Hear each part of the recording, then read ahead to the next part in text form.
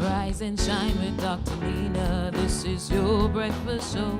Giving glory to the Father. Get your day on the go. Wake up with Dr. Nina. Get your word and your prayer. Giving thanks unto the Father. That's how we'll start our day. Rise and shine. Wake up with Dr. Nina. Rise and shine. Wake up with Dr. Nina. Rise and shine. Wake up with Dr. Nina. Rise and shine. Wake up with Dr. Nina. Good morning and welcome to another session of Testimony Thursday, and I am Minister Lee. Before we begin, I just want to give honor to God, for without Him we are nothing. And I just want to honor my spiritual parents, Prophet Dr. Andre Thomas and Dr. Nina Thomas, for every opportunity, every door, for all that they have done for me. And I just want to thank Dr. Nina for allowing me to use her platform to share my testimony. And today I will be sharing on increasing capacity for success in your assignment part 2. And last time I would have shared my testimony on how God would have increased me and why He increases our capacity, how to increase your capacity, the benefits and the effects when you are being increased. And I would have also shared that increasing capacity is becoming progressively greater in the ability to do something in a mental, emotional, physical, or a spiritual state. And I am here to testify that everything that I would have shared in my last testimony, I now had to implement in my life again. Little did I know that my capacity was about to be increased times 2. Well, I would say times 10. And I would have walked into a new season, and I am at the beginning of doing it all over again in a new season. And God was doing something new, and He says, behold, I do a new thing. Do you perceive it? And I could say that I really didn't perceive what He was doing, but I'm thankful that He's given me the opportunity to be where I am now in this new season. And what I would have learned this week about increasing capacity is that when God is doing something, it's time to slow down. Slow down in the sense that you allow God to lead you. And you know, they say, there's a saying that goes, slow and steady wins the race. And it says winning the race is achieved by taking your time and making consistent, steady progress, and not quick, uneven progress. And when you are being increased and you move into that new season, your giftings, your last thoughts, your present person, your present state, the last version of you, that is what enters into the new season. And the process of pruning, of sanctification, that process immediately begins. And when you enter a new season, you have to evaluate yourself, your giftings, your emotions, your character, everything that encompasses you, you need to evaluate for that new season. And if we say out of 10, you give yourself a 5, an 8, or even a 10, you can't enter the season with that same number, because that number will not fit the new season or the new room that you're in. You can deduct maybe 3, 2 points, or even 4. And you know that is where you will start in the new season, and you cannot take the mastery of the old season into the new season because it won't work. And for me, straight off the bat, I would have been given a task where the gift could flourish, it could shine, and I knew how it would have worked, but what was being required of me now, I had to use the gift in a way that I've never used it before. So when God is increasing your capacity, He now is showing you a different layer, another level of your capacity, another level of your gifting, another level of the you, of who you are to become.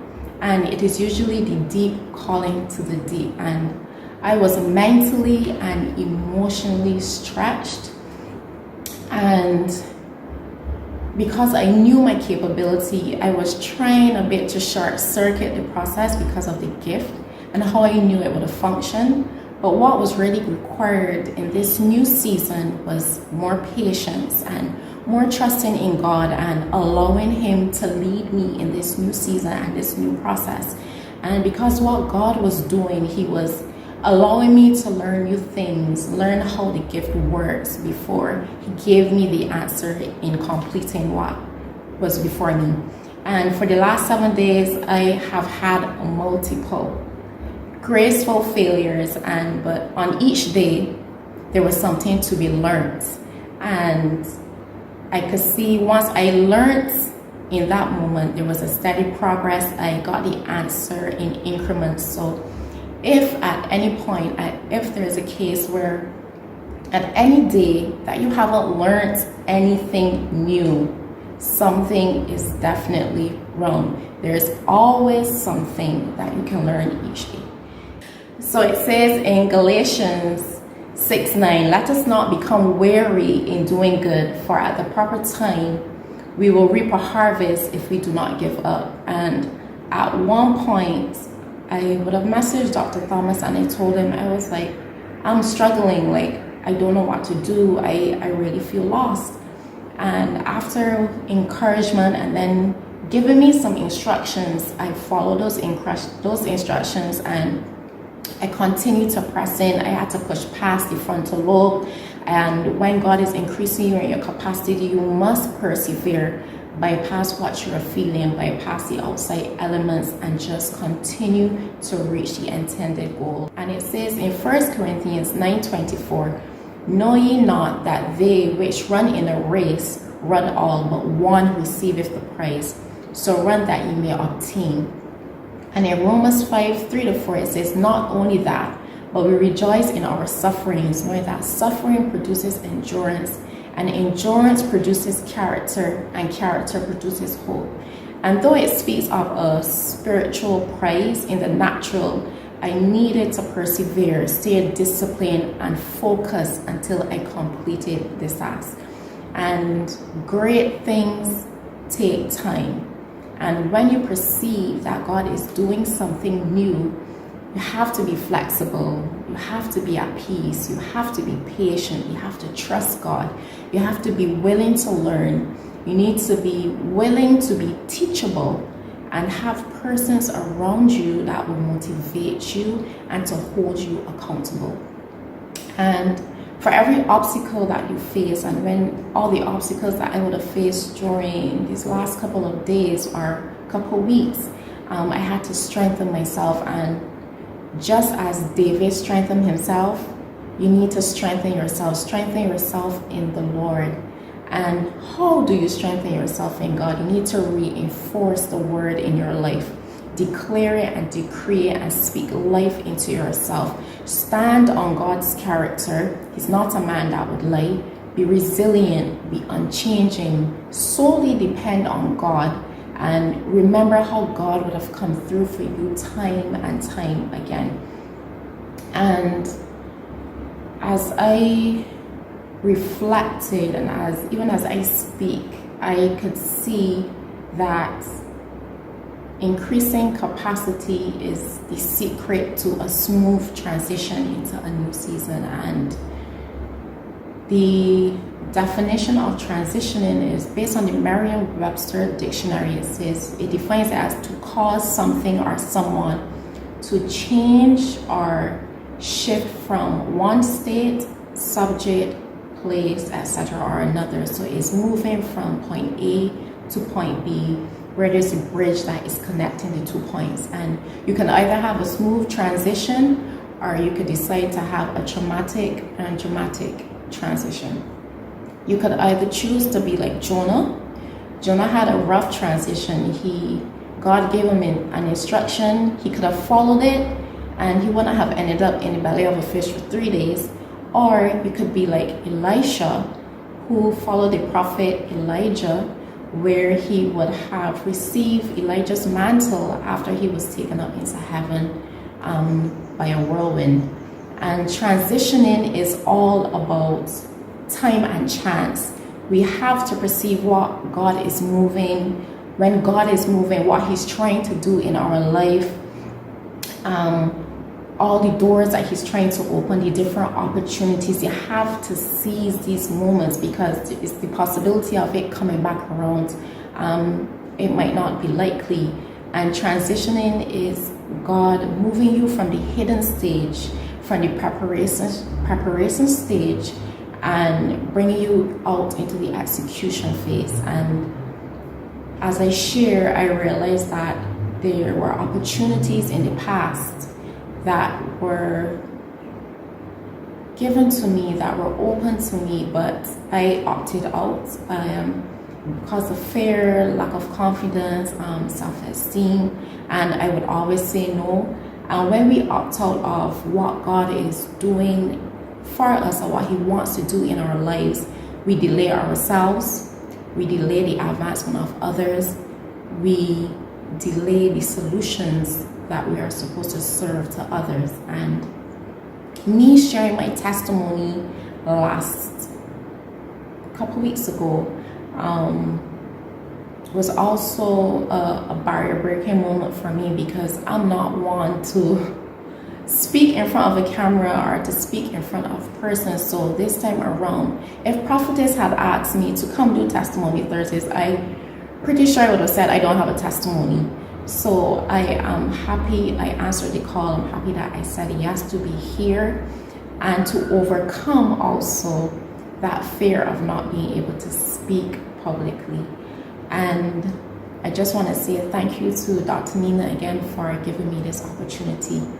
And really and truly, increasing in capacity is an internal battle. The internal battle of fighting, of not wanting to be seen, preferring to hide in the background and work diligently. It could be an internal battle of starting that new business, an internal battle of writing a book, an internal battle of starting that new friendship, stepping out of new business relationship. An internal battle could be anything for anyone. And when with internal battles, you can see that God is trying to bring you out, but you're fighting Him when He is trying to bring you to the forefront so that your light can shine, so you can be that solution to others. And we can also see the transitioning and the internal battles of Gideon. And you can find this story from Judges 6. In Judges 6, the Israelites would have done evil in God's eyes continuously. And God had to give them over to the Midianites. And after they cried out, after fleeing from their land, they cried out to God. God heard their cry and sent a prophet to give a word, and then He sought out Gideon. And in Judges 6 verses 11 to 12, it says, the angel of the Lord came and sat down under the oak in Ophrah that belonged to Joash the Abiezrite, where his son Gideon was threshing wheat in a winepress to keep it from the Midianites. When the angel of the Lord appeared to Gideon, he said, the Lord is with you, mighty warrior. So when I read that scripture, based on some teachings that Dr. Thomas Wood has shared and some of his testimonies and how he speaks on angels, he said that, usually angels will come, there's no emotion, to just give the command, they give the instructions and they leave. But yet here, you can see the angel was under the tree, under the shade, just relaxing. And I was asking God, why would the angel be there sitting? And heard, he sat because he was waiting on the man. He was observing his self-talks, his actions, and he was just waiting for the right moment to approach Gideon for the task ahead. And the angel showed himself and spoke a word to Gideon, to his future self, which would be, the Lord is with you, you mighty man of valor. But my thing is why was Gideon in the wine press? And when you're threshing wheat, you thresh wheat in an open area, in a windy location on a flat surface. Yet Gideon was threshing wheat in a wine press. A wine press is a sunken place in the shade and with covering from the wind, from the elements. And when you're harvesting the grain, there are three products that come from this wheat. It is the grain, the chaff, and the straw. So what happens in this process is that it's a separation of these three items, and different tools are used to strain out everything so you only have the grain left. And what happens in this process is that the wheat is winnowed first with a shovel, and then you usually throw it in the air, and the wind then takes it and throws the chaff away, the straw away, and the grain is the one that falls closest to you. And it goes through this process again, and once it goes through the process for the second time, it is then sieved. So the only thing that is left is the grain. So you can see that in this process, it's the same thing that God does with us. He sanctifies us, He prunes us, He hits us with the fire, He molds us. And looking at where Gideon was in the wine press, what he was trying to do in that small sunken place in a hidden state in the shade, with breaking out all of the elements of the wind, he could only do so little in that space. So what Gideon wanted to do, he wanted to work out of sight of the enemy. He wanted to work out of sight of the Midianites. And God can't effectively use us if we are hidden forevermore. You're not available to allow God to fully use you and fully bring you into your potential. He's not fully able to flow through you at 100% if you're in the wine press. Who are you going to reach if you're in the wine press? Who are you going to reach in the hidden state? In the hidden stage, this is the preparation for the battle ahead. And if you look at the process of threshing wheat, in this hidden stage, in this process, God prunes you. There are some things that man cannot teach you that God can only educate you on. God heals and brings wholeness.